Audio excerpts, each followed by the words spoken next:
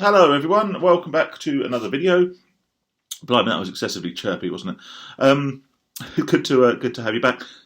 Someone in my comment section suggested that I do a series. I titled one of my last videos "Rambling About Gambling." He said it sounds like quite a good title for a vlog-style series, and I should make this episode 2. So here we are. This is episode 2 of Rambling About Gambling. Now, if anyone's watched my videos before, you will know that I'm terrible at keeping to a series, at keeping to upload schedules, etc., etc. It's not for want of trying, but I am working really hard at the moment. Got lots of work on, which is great. You know, the idea of being furloughed sounds fun in principle, but you know, obviously, if you're in that situation, I appreciate the uncertainty. So having a consistent job to do is has been a bit of a godsend, really, and it's kept me sane as well. So that's great. Before I get into chatting about, or rambling about gambling, in fact, I just wanted to beg, actually. It's a bit of a bizarre one. I was looking at my analytics the other day for my channel. It's not something I do that often. Normally just look at the comments. And it turns out nearly 80% of the people who watch my videos, or watch more than one of my videos, aren't subscribed. Now, that's great. I don't, you know, it's brilliant that people are watching my videos. That is the main thing. But in the interest of massaging my ego, and give me a little bit of a dopamine hit. Now, I'm not getting that from gambling. If you're not subscribed to the channel, when you do like the videos I'm putting out, even though the quality of them seems to be deteriorating rapidly, then do hit the sub button. It would mean a lot to me. Plus, if I do get to 1,000 subscribers and I can actually start getting a little bit of money off the channel, I think I calculated it at about £2 a day, so big bucks, eh? Then I can justify a little bit more spending, you know, more time creating better and better videos, putting more out, responding to people personally, and sort of committing a bit more time to doing this, because I do enjoy doing it. I love getting the feedback. I love hearing that I'm helping people. Brilliant. You know, that's great. And if I can justify spending a bit more time on it, you know, doing less side hustles and all the other bits and pieces that I spend my life doing, then that would be great. So yeah, if you wouldn't mind subscribing, that would be fantastic. Now I'm 2 minutes into the video and I've not even talked about gambling yet. So let's talk about gambling. Let's talk about relapses. Someone said in the comment section, can you talk about relapses? Now, it's something I've talked about before. I've made a couple of videos on relapses, including quite a lengthy one about my own relapse and about the background to that. If I can, I'll link it somewhere. If not, just go through my videos and you'll see. It was in the time when I was making those really exaggerated, clickbaity kind of thumbnails. So yeah, there's probably says relapse in massive impact font with a big stroke around it to make it look all cool. You don't get that these days. You just get a freeze frame of my face as a thumbnail. So lucky you guys, eh? So relapses. Now, I think that the important thing to start with relapses is to differentiate between a lapse and a relapse, and how to basically make sure that one doesn't become the other. You know, a lapse is a time at which you slip from your period of abstinence, so a time you gamble. A relapse is when you allow that lapse to become, to make you revert to your previous habits. So if you used to gamble every day on the slots, if you used to stay up at night playing online casinos, then that would be your old habits. If you have a lapse and you have a gamble, then what you want to make sure is that doesn't then become a relapse, which is then you falling back into that habit of staying up and playing every night. So first thing to do, if you have a lapse, is to find out how you were able to access the gambling you were doing, and put a block in place to stop that from happening again. Oh, the sun's come out. It's very nice. So yeah, if you find you're actually able to gamble, then it means your blocks aren't watertight. Find out what enabled you to gamble and put a block in place. Now, I speak all the time about blocks, so very, very quickly, if in that example it was that you went and gambled online, then close that account. Put a self-exclusion on it for the longest period possible. Install GamStop or GamBan or any one of those bits of software that basically prevents you from gambling online. Block gambling transactions on your card, and that is that door then firmly closed. So should that temptation come along again, and it will, then you're not able to act upon it. If your lapse was in the bookies, make sure it's self-excluded from there. If it's in the pub, then I've spoken at length about how I excluded myself from gambling on fruit machines in pubs. So just check out one of my last videos for a bit more advice on that. Unfortunately, I have had a lot of comments recently about people who are describing themselves as having relapsed. Some of these are actual genuine relapses, some of these are lapses, but in the interests of simplicity, I shall group them all together for this part of the video, and it's understandable. We've been through months and months of sort of quite an odd situation. We've been through months and months of uncertainty, and we've been through months and months of quite realistically boredom. I like I say, I've been fortunate to be working throughout. If I hadn't been, I would have suffered a lot more. But even then, every day does feel like Groundhog Day. You're getting up and you're working from home, and you're not getting to go out. You're not getting to see your friends and your family, and you got bored. Basically, we've all got bored. And what's happened is the restrictions are being lifted. We've got this newfound freedom, and we go a bit crazy, don't we? It's almost like being let out of prison, and then suddenly find yourself back in there again because you've gone overboard on sort of these celebrations. I, for one, have been drinking too much. Full disclosure, the last couple of weeks since the pubs have been open, I've been there not every day, but I would probably say sort of 5 days a week I've been in the pub. Again, because I'm working, it's fine, because I can only sort of go in the evenings, and I've got to fit it around family stuff, but I do find myself slipping back into bad habits. So it's only understandable that people are slipping back into the bad habits of gambling.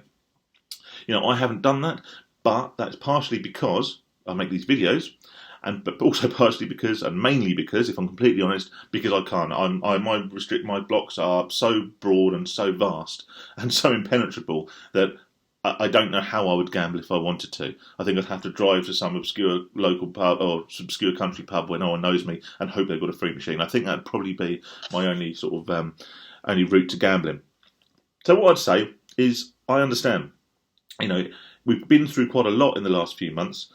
It's understandable that you want to let your hair down. You want to kind of, and you feel like you want to treat yourself. You feel like you want to sort of indulge yourself because you haven't been able to. And the problem is your brain will struggle to make the differentiation between indulging in certain things and indulging in the things that you really should be avoiding, and that obviously includes gambling. So if you've had a lapse, or even if you've had a full-blown relapse and you've done financial damage, don't let it become habit again.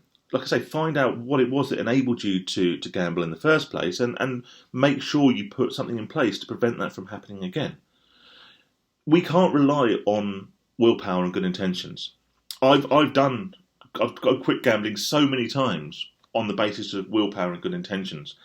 Sometimes it's lasted hours, sometimes it's lasted weeks or even months.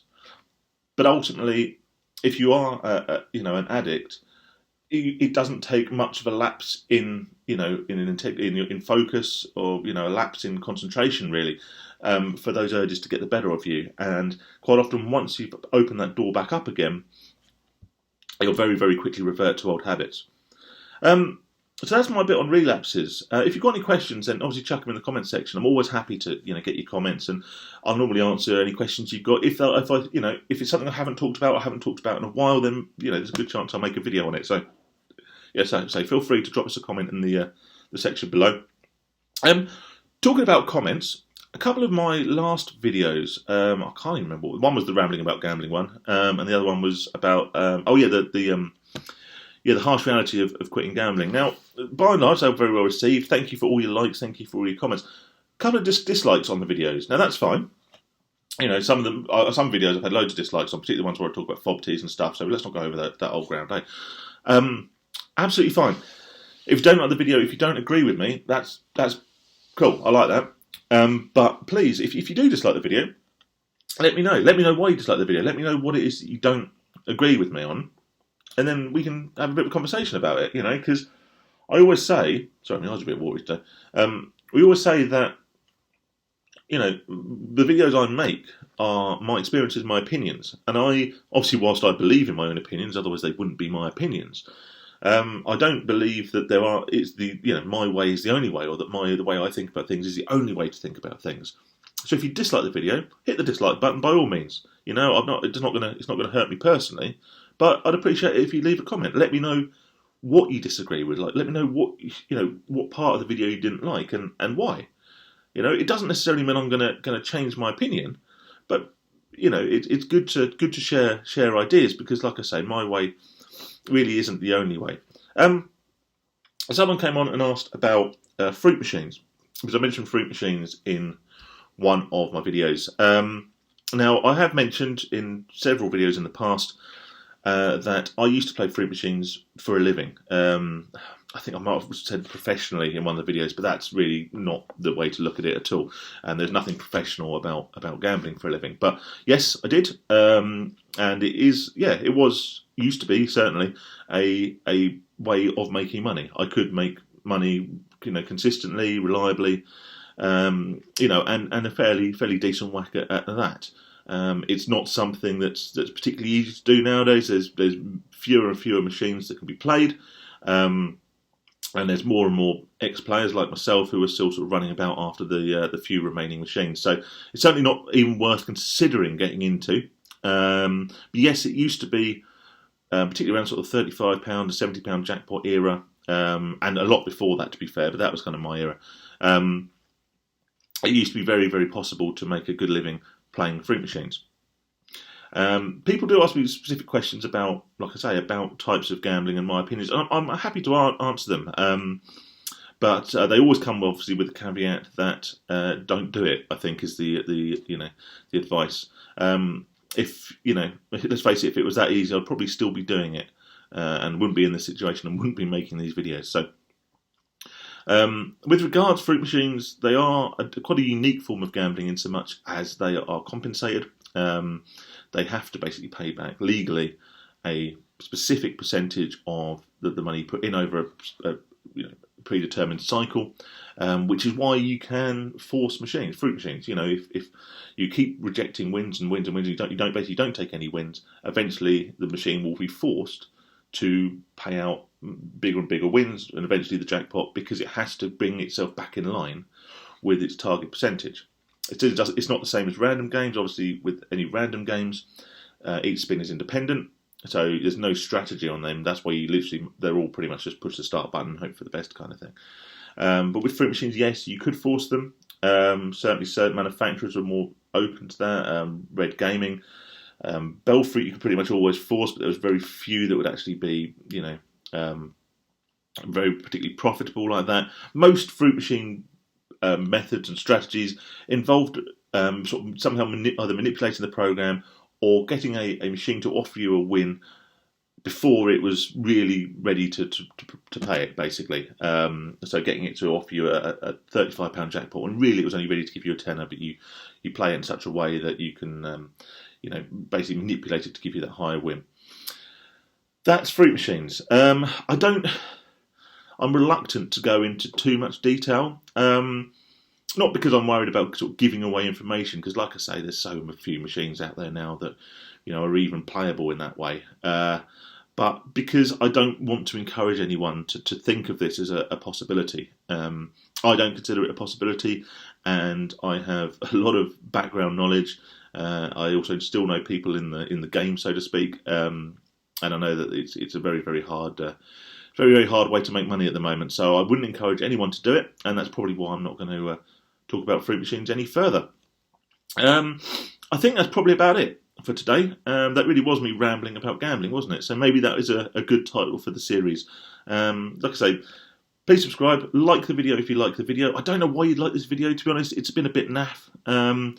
But I've answered a couple of your questions, and obviously I'll get to speak to you guys, which I always enjoy doing. So, like the video, dislike the video if you disagree with anything I've said.